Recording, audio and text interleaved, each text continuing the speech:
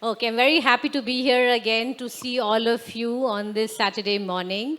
Today we are going to talk about Sudhaji's new book, Common Yet Uncommon. I've got a copy here, so in case you haven't read it, I'll encourage you to read it, and I hope our session will also encourage you to read the book.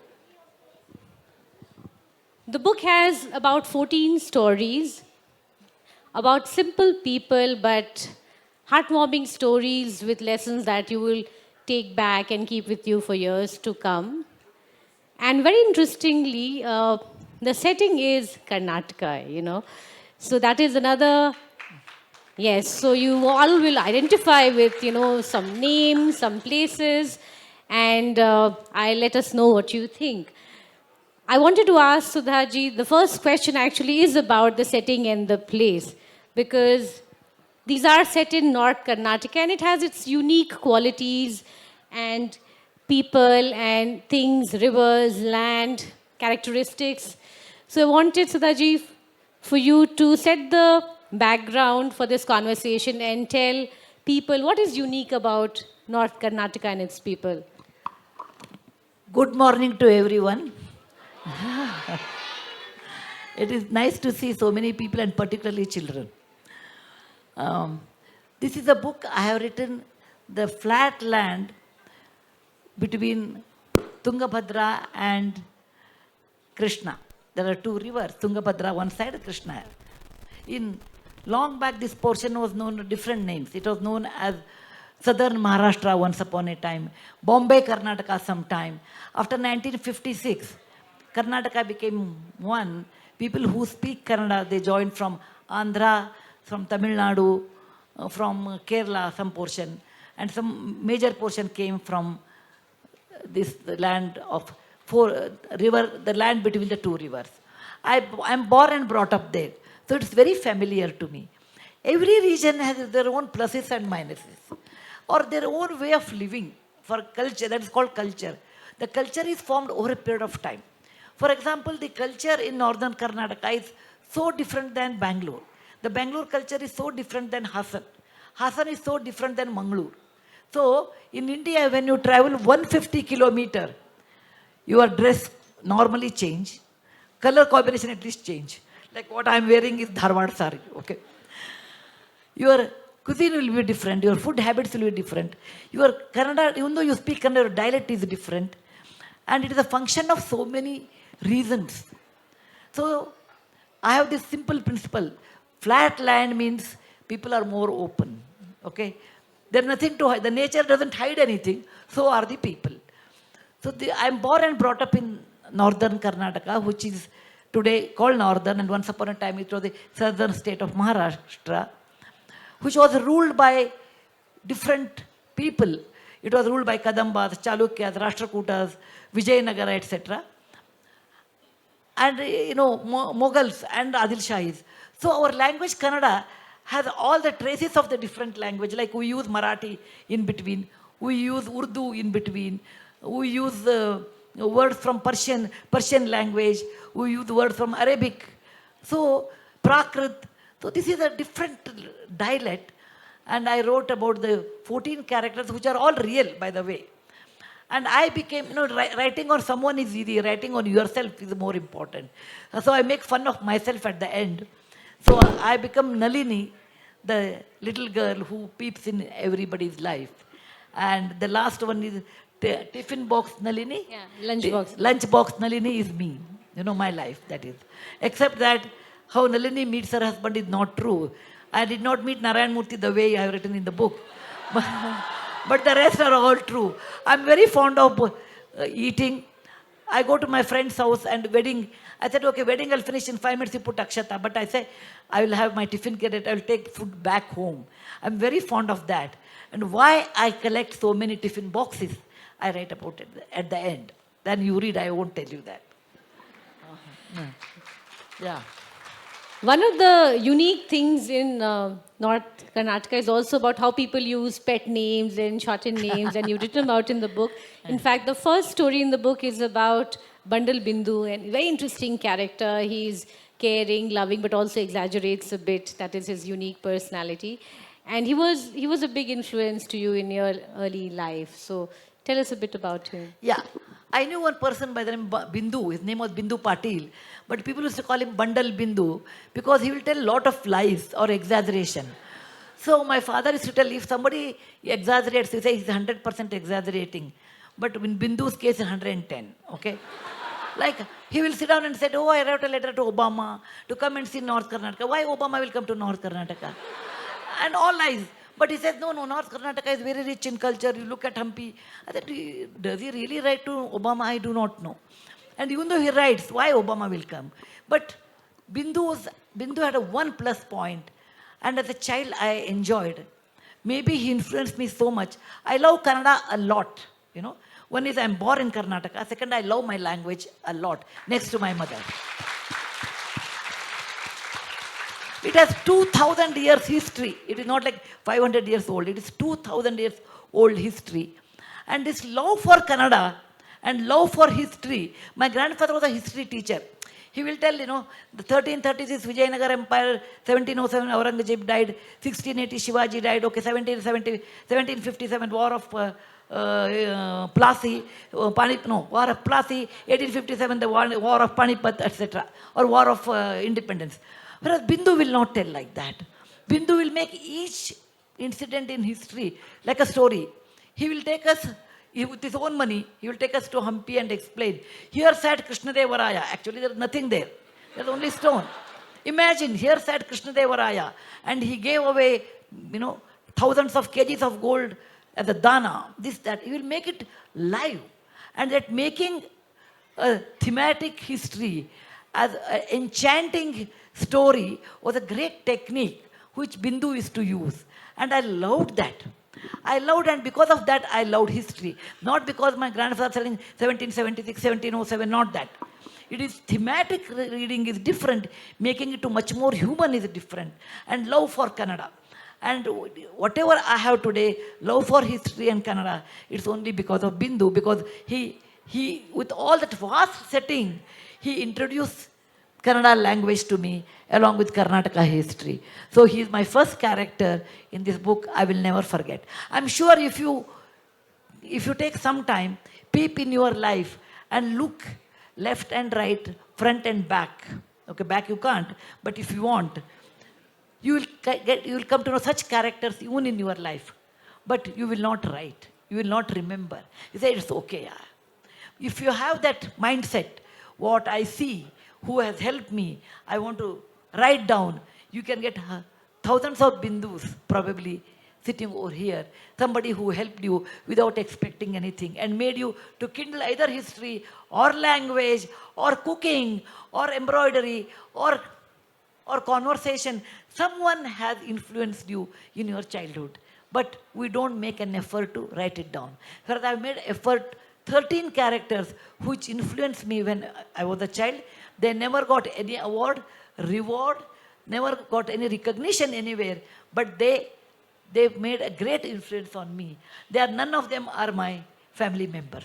Okay? None of them belong to the same community. None of them believe in the same God, but they have their influence on me. And that is the reason this book is extremely dear to my heart.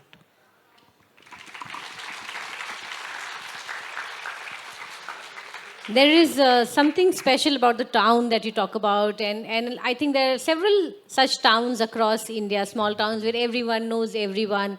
People really care about each other. They are there with each other in weddings, death, birth, and festivals, and so on. And that is what comes through all the characters and various stories in the book. There's another story about Hema, Hema the Woman Friday, which I liked very much. It is about this woman, selfless woman, who helps everyone in the town and doesn't expect much. In fact, she says that when you're born as a human, you should help everyone without expecting anything. Tell us a little bit about Hema, and do you think such people still exist now? Yeah. Actually, last question I forgot. We are like Bengalis. Any Bengali here? Yeah. Bengalis have beautiful names. Very nice names. Shatarupa, Sharadrutu, all nice names. But they will have also a pet name. Very small pet name. I have never seen a Bengali without a pet name. Okay? Always beautiful name and bad pet name in a way. Beautiful name. So, in northern Karnataka, we have the same thing. We never call full name. Maybe with that affection it comes, or it's a part of our culture, I do not know. We say that one. You are here. Okay, she knows that. We call Parimala becomes Pari. Prahlad becomes Palya. Prakash becomes Pakya. And my mother used to tell, we should name a person's name in such a way that it should end with Ikaranta, like Bharati. You can't modify it. Arati, Gopi, you can't modify. If it's the Akarantaha ending, you have always ending up with Ikaranta. That is very special of our land. Go anywhere, okay? So this last time I forgot to tell you, that is the speciality of my book also. When you meet somebody, how is that Palya? Actually, person like Narayan Murty, who is brought up in a city, will never understand. And he told me, all of you in whole Hubli, all of you live as if you are all one big family. Everyone knows everyone. Suppose someone dies, everybody knows. If someone getting married, minimum we require 3,000 people. My friend Vidya Desai is here, her cousin, her name is Chinna Desai. I will just give an example. Chinna got married 45 years back, I think. Maybe 50 years back. I was a college student when Chinna got married. Chinna's wedding, in those days, whosoever is in Hubli should attend the wedding. This is the wedding card. There were 10,000 people. There were 10,000 people in the wedding. And we never feel bad about it. Oh, there are 10,000 people. That is, our culture has been woven that way. A wedding means Saha Kutumba, Saha Parivara, you have to come. Your friends, your relatives, anyone you meet on the road. No. Chinna's wedding is there. Come, you also come. That kind. And Chinna's wedding was a classic example. Hubli city did not light up by the kitchen for the next 3 days or something. And that is the way how we lived once upon a time. But today, it may not be practically possible. But still, 3,000 is nothing for us. It's 3,000. Oh, it's only 3,000 kind. Okay. She's saying 6. Okay, 6 is also nothing. For Vidya, 6 is nothing. For me, 3,000 is nothing. For Chinna, 10,000 is nothing. There's a different culture.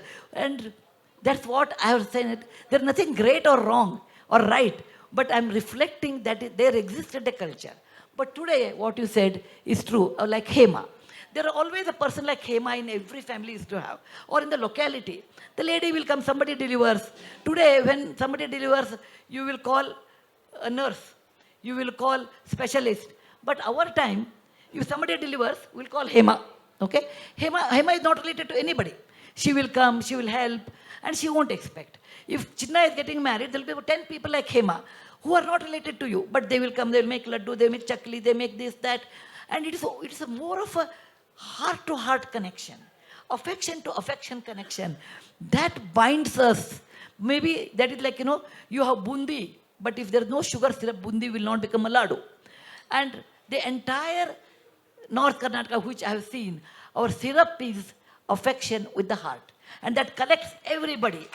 It is like a bundi laddu. Okay? Maybe big cities like Bombay, Pune, Bangalore, Hyderabad, now the things are so different. You can't afford to have that kind of a liberty. You have to set a menu. And again, you have a caterer, you can't increase 3,000 to 6,000 overnight. These are practical difficulties. Maybe a smaller town with that kind of a background, we connect to anybody immediately with the heart. We are not dominated by brain. We are dominated by heart. And because of heart, we smile.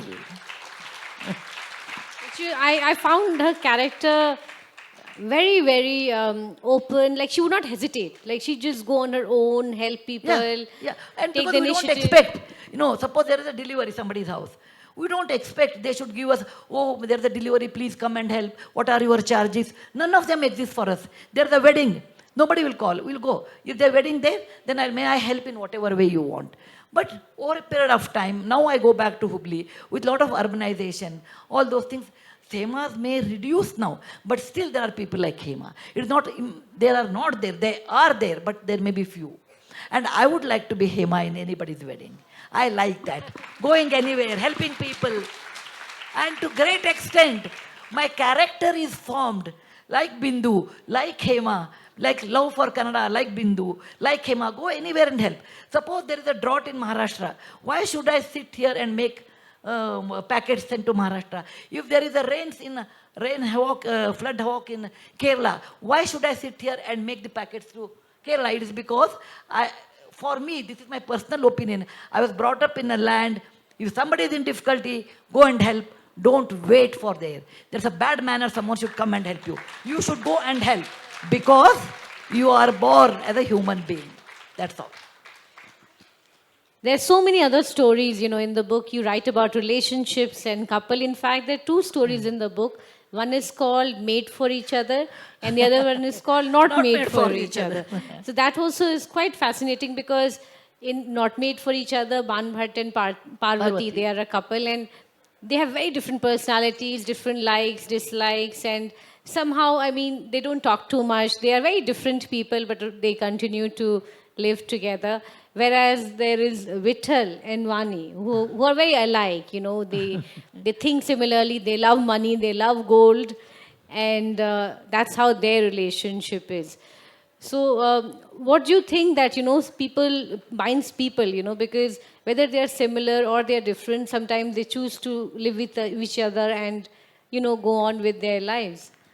Well, they're all true stories. They're all, particularly Banbhatta and Parvati, is really a true story.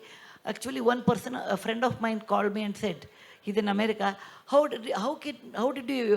Did you see my sister? I said, no, I have not met your sister at all because you are my classmate. He said, she's near Davangere. I said, what happened? You have copied her life. I said, I don't not even know you have a sister and she is in Davangere. And I said, I just saw Parvati and Banbhat and I wrote their life. These were two not made for each other. Parvati was beautiful, Banbhatta was not that much. He was not, she was very methodical, he was not. And he was all the time busy with the mantra and she was so good in cooking. And people used to make fun, they are not made for each other. And they never talked, people ask, oh, how will you express love? Holding hand, telling that, darling, I love you.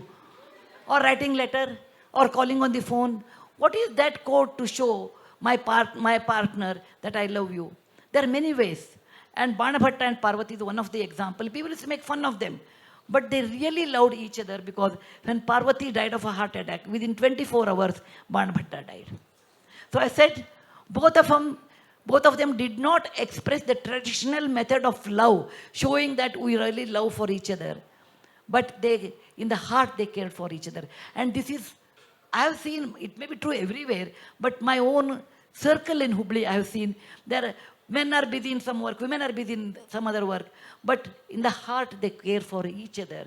They don't have to express. And that is a classic example of Banbhatta and Parvati. Care does not mean holding hand, oh, I love you. No, it's not, at least I feel it is not needed. If you care for your partner, help them when they are in difficulties. Without expecting in return I will get something. And it is true for both of them. Then only when you are in difficulties, your relationship will become more solid than when you are not in difficulties, because your true identity will come when you are in difficulties. Not made for each other is for fun. That is also a true character. Both husband and wife always to think of money. If I go to somebody's wedding, how much I should spend? What is the gift amount I should give? Who should go? All the time they calculated money. At the end they get a daughter-in-law who wipes the entire house clean. And how it happens. Because if you all the time think about money and relationship is directly proportional to money, at the end you will not have any relationships. You will be left out with nothing. Nothing will be left out. You will be so blank. And that's what I have written there. Your friendship should be independent of your money. You'll be left out with good relationship, not with lot of money. And that's a classic example where people save when there is no reason and there is no way to spend, then the next generation will make it clean. That's what I have written. Yes, two very interesting couples that you can read more about in detail in the book. There are a lot of women characters also in the stories. Mostly. Yeah, and I particularly really liked Bhagirathi, the adventurous Bhagirathi that you've written about. Resilient woman who takes action, takes things into her own hands, saves her family. makes her own future by her hard work and intelligence. And really fascinating to see what she could accomplish almost alone, at least in the beginning. Actually, it's a true story. She was my friend's mother. And I've seen her struggle. Single lady. I mean, husband was there, but very quiet kind. She was the more dominant, more practical. And their house was outskirts of Hubli, which was known as the Nakshetti Koppa in Hubli. Nobody will go there after 6 o'clock. She had only one house, and there she used to stay with 5 children or 4 children. She tilled the land. She was in charge of she was a model farmer. She made the entire property, saved, ran, did the entire work, being a lady and with physical work in the field. I have seen her and how successful she becomes. And now that area is known as Ravinagar. Now extensions have come. She's also not there. But when she was about to die, I went and asked her, how do you find now? She says, we have a lot of money because now it is real estate. But love for land, helping Mother Earth, and Mother Earth thanking us, giving seed, return is something which is the joy of life, not real estate, she told me. So it's a true character. I wrote and sent it to her daughter to read. She started crying. She said, I never understood my mother's feeling so much as you know. I said, I'm an author. I can get into her heart. You are a daughter. You can see the heart, but I can get into the heart. That's the reason. I have 2 more questions before I open the floor for the audience, and you can keep your questions ready. Very quickly, I think we don't have much time now. So I do want to ask you about Lunchbox Nalini, because that is you through the stories in various ages. And the fondness for, tiffin boxes of various kinds, Tupperware, steel, different colors, and collecting food, your love for food, that comes through so clearly in that story. Well, I'm not a great cook, but I enjoy good food. Okay? And all my friends know about it. In Hubli, all my relatives know. So when I go to their house, they will serve me food. And, I have 75 first cousins. Everybody has a family tree. I have a family forest. Okay? And I have equal number of friends. My father was a professor and a doctor. Whenever you go to the city, I'm sure Vidya will understand that, either they'll be her patient or that person will be his student. So the entire Hubli we knew very well. So Monday I go to somebody's house for lunch. Okay, after lunch, they automatically will give me a dinner in a box. So all 7 days I will go to 7 houses. So 75 people, about 100 people. 3 months I need not cook. I will go to 300 houses, all nearby. It is not like Bangalore going to Malleshwaram, Jayanagar, no. And in 7-8 minutes you can reach anybody's house. And you don't have to call, I'm coming for lunch and all. If there are 3 people in the house, they'll cook always for 5 people. That is our custom. So anyway, I'm the 4th one. Okay, I will go. Eat. And they automatically give me a dabba or a lunch box for dinner. So without any kitchen, I can live in my city for 3 months without kitchen. I can live. After 3 months, again I'll start from the beginning. So 4 times in a year, if I come to your house 4 times in a year, you are happy. So 300 into 4 times, 3 months into 4 times is 1 year. So without cooking, I can live in my place. But my fridge will actually have 2 refrigerators because I bring dinner from everybody's house. They are full with the lunch boxes. So Mr. Murty used to ask me, how do you remember this is whose lunch box is what? One is, we have a custom in Hubli. Whenever you buy a steel vessel, no? This belongs to Sudha Narayan Murty. Date, Hubli. Or this is presented to Sudha Narayan Murty on the auspicious occasion of her wedding, 10/2/1978. Whole history. So I have the names. I have a good memory power. Tupperware is from Ansuya's house. Okay, plastic is from Janki's house. So I have, or the mehendi is from Pirambi's house.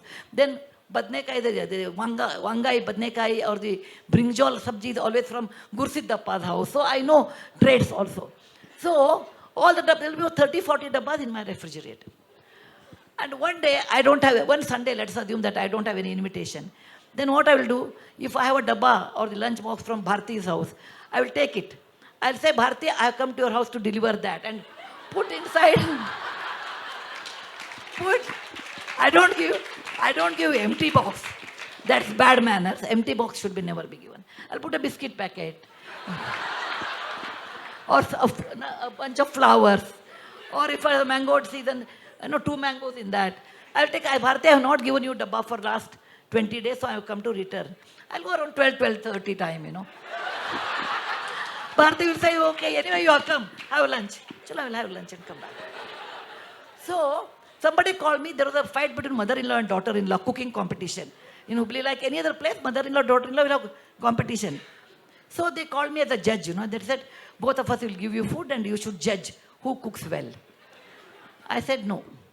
I became very serious and I said, it is not that, I want to judge A is better than B. And both of them wanted to give me tiffin boxes. I said, for me, tiffin box is like a bridge. All of us are islands in life.